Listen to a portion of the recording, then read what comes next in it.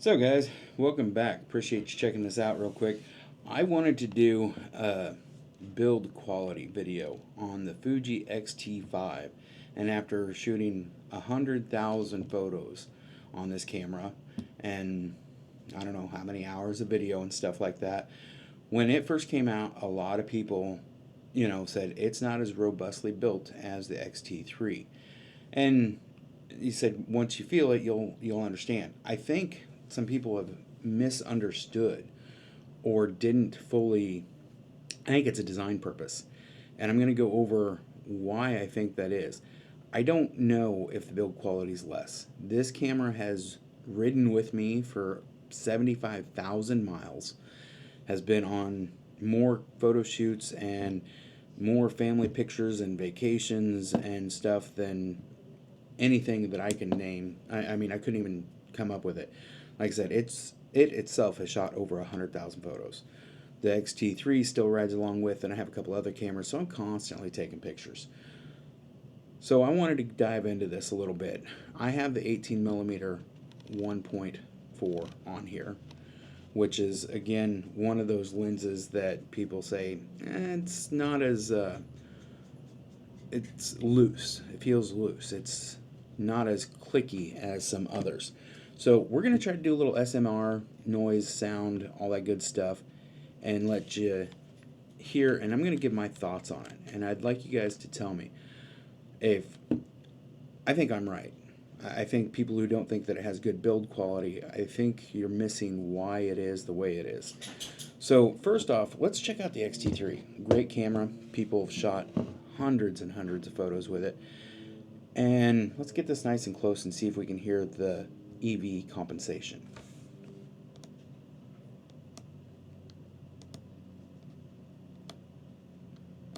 Hear that? Nice, solid clicks.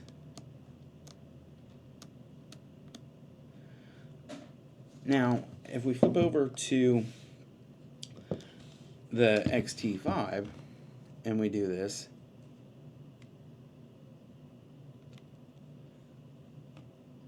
it's much more dampened, much quieter.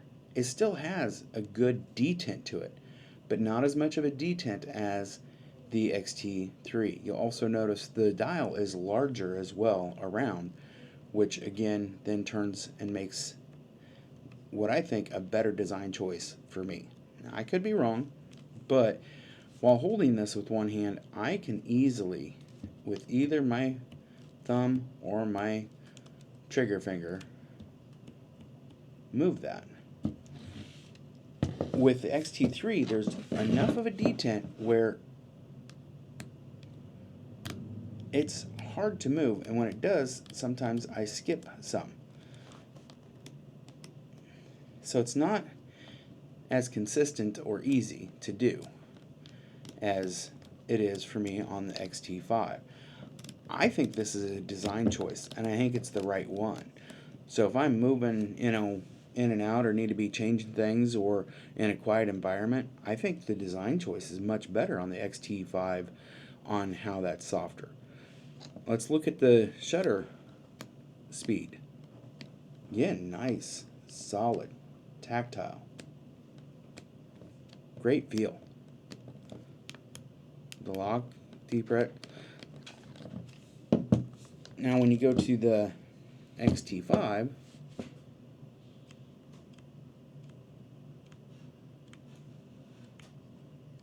it's a little softer, but it's not horrible. And again, it's easy to do, and there's not so much tension that by the time it releases, I may skip a couple.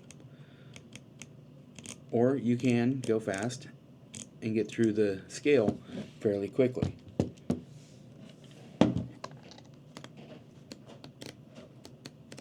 This has a little bit more detent. Realistically, there's not as much of a difference in this as there is on the EV control.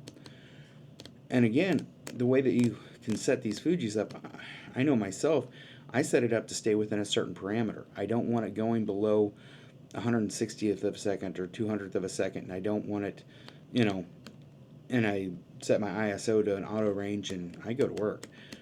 So I'm not using this as much, and I would think that's where the, people aren't seeing that. Now the ISO,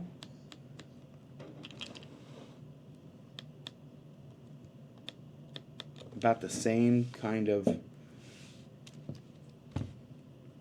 detent as the shutter speed. And again, this is just slightly softer. I don't think that softer is a build quality issue. I think it is of a certain motion, a certain thought process. And the reason I get to this is the shutter sound itself as well. So the X-T5 has a great shutter sound. If you don't know it, time for you to listen. Let's focus on something, let's listen.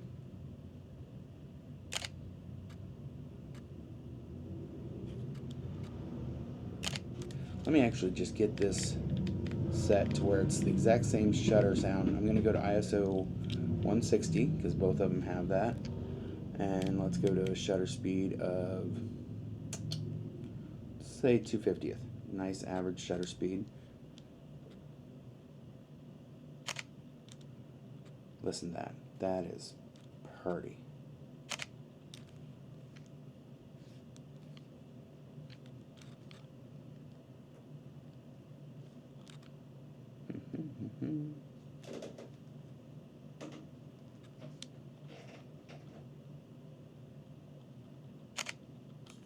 Oh yeah, I like that. Now, let's go over the X-T5 and let's set it up the same. We're going to drop this to a shutter speed of 2/50th. And listen to the difference. We're getting this lens right up against this mic. We're pretty darn close to it. You hear that? Just that little snick. There's almost no feel in the body itself. Just a snick. And to me, that is almost hydraulic in how it feels. It is just so smooth and so soft. It almost makes me think hydraulic versus. And again, the X-T5 has a great shutter. I mean, I'm not taking away from it. We're just looking at two different design approaches, I think. It doesn't move the body or anything like that. Most of you guys already know who's probably watching this.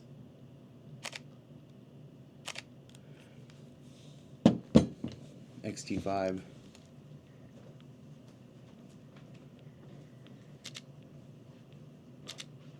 Just such a. Then you go back to the EV compensation.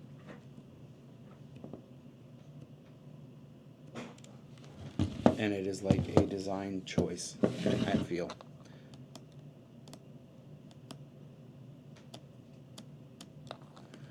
Same as with the 18 1.4. So listen to it nice, get it real close. Yes, the detents are softer. I mean, there's no arguing that. But I can also very easily, with one finger, adjust that. So it's very quick and easy.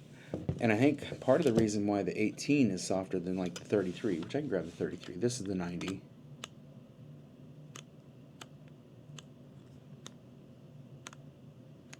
Hear that double click? There's enough of a detent that I skip things. And then trying to do it with one finger, I have less control. Let's grab the 33 real quick. Here's the 50. We can hear that one too.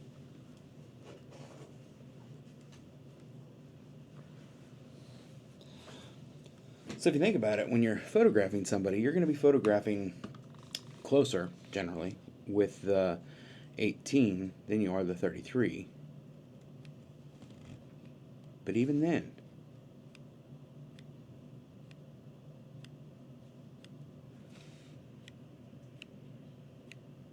nice and soft.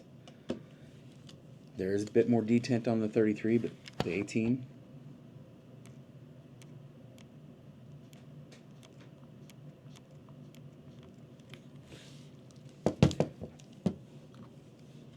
I hope when they upgrade or change cameras, you know, the next generation and stuff, I hope they don't take this away. I really don't. I know a lot of people have complained about it, but I almost think it's a perspective difference, and I prefer this softer touch. I prefer the easier motion to be able to move these things with one hand and stuff. Here's the 50 f2.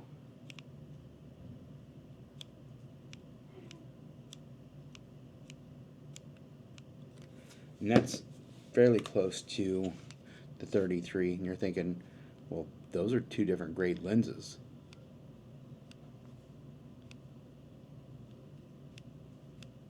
And I'd say the 50 f2 falls right in between the two of those. 100 to 400.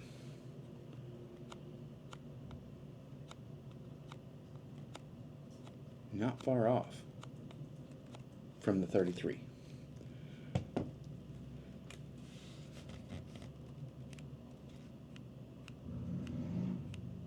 fact, I'd say the 100 to 400 feels like it may have a deeper detent, but almost a more rounded drop in. This is a little bit more precise. Let's see what other lens I have close to me here. 100 to 400. Or no, this is the 50 to 140. A little bit more detent than the 33. And it's right at that point to where one finger is still doable, and it's not wanting to jump as much as, like, let's say the 90.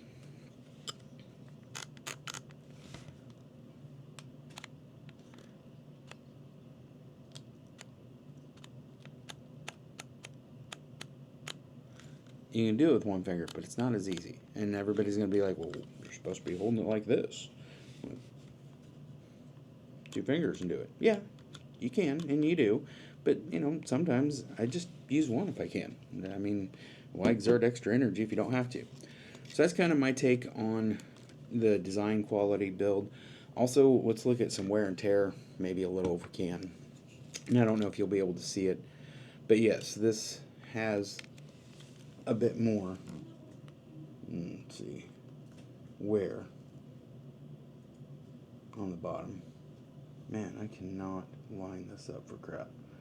The corners, the feet, you know, the paint is wearing off more than what it has on the X-T3. The X-T3 is a solid 2-3 years older, my version, than my X-T5, and it does have less wear. It does have a little bit. I have this rip on it right now, so you can't see the base of it. On the X-T3 and 5, both of them, the power switch. Let me see here. We can't focus on that very well. Or I can't anyways. I don't have that skill set. Has a little bit of sheen to it, so it is, you know, shined off. That's the X-T5, X-T3, being an older camera, turned on and off a lot more.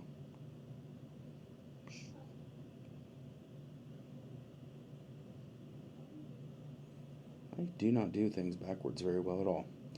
But yeah, so that's wrapping this up. Too long already on that. I think it's a build choice. I don't think it's a quality issue. Like I said, I've got 100,000 photos on this camera, and it goes with me everywhere. People look at me funny because, you know, I carry my camera bag into the restroom. But that's besides the point. Thanks for watching. Make sure to leave a comment, like, subscribe, all that good stuff. Talk to you later.